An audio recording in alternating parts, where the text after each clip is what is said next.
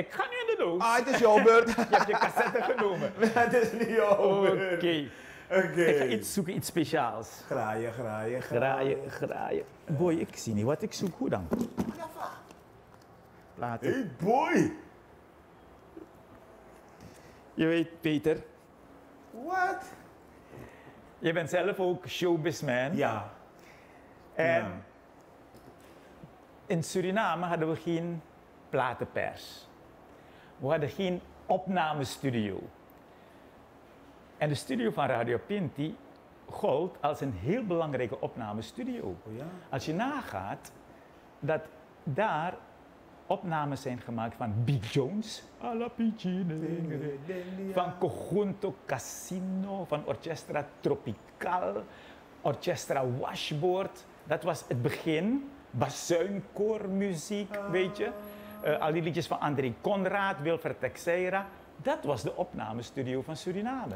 Later, beatgroepentijdperk, kreeg je de Targets, de Devils, de Cosmo Beats. En die werden opgenomen op reel tape, 2 sporen. Ja. Dus let wel, geen 16 kanalen en 20 kanalen zoals jij je liedjes niet opneemt. Reel tape, 2 sporen.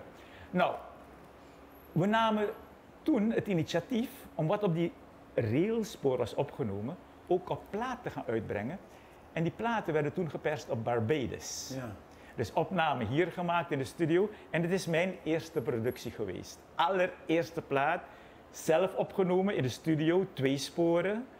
En de mastertape is toen gestuurd naar Barbados. Ja. En ja, Hey, dat is Niet ook Lobby One geweldig, van joh. Gracita Redan. Ai. Ze had het Nationaal Songfestival gewonnen, nummer 1 Nationaal Songfestival. En ik vond dat het vastgelegd moest worden. Heb ik haar uitgekozen om een eerste single uit te brengen, Mi Lobby Wang. Van dit liedje wil ik ook nog vertellen, is een Surinaamse liedje, Surinaamse tekst, dat gehoord is geworden door miljoenen, tientallen miljoenen mensen. How come?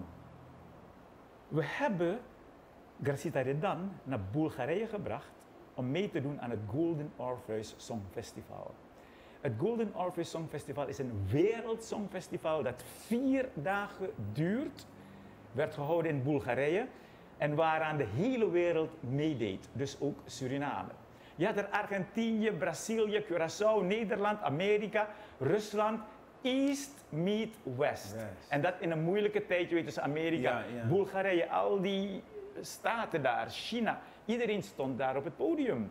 En toen heeft Gracita dit lied gezongen met een orkest van meer dan 60 man. En het is een compositie van Jerry Theme, Mi Lobby Wang.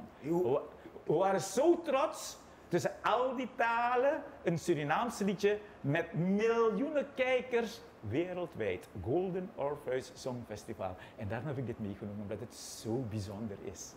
This is another Supreme production. Supreme TV. To entertain, to inform, to inspire.